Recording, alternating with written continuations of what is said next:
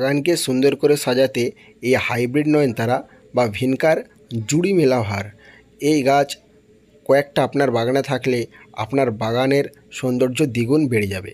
এই হাইব্রিড নয়নতারায় কয়েকটি যত্ন পরিচর্যা করলেই এই গাছ থেকে প্রচুর পরিমাণে ফুল পাওয়া যায়। এমনিতে এই গাছ খুব একটা বেশি ফার্টিলাইজার পছন্দ করে না, তবুও গাছ থেকে প্রচুর পরিমাণে ফুল পেতে গেলে মাঝে মাঝে আমাদেরকে কিছু ফার্টিলাইজার প্রয়োগ করতে হয়।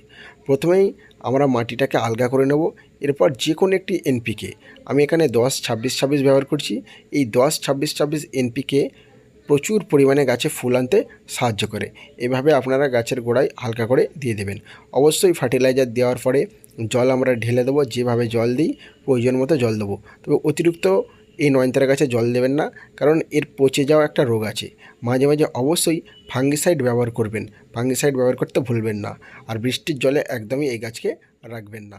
ধন্যবাদ।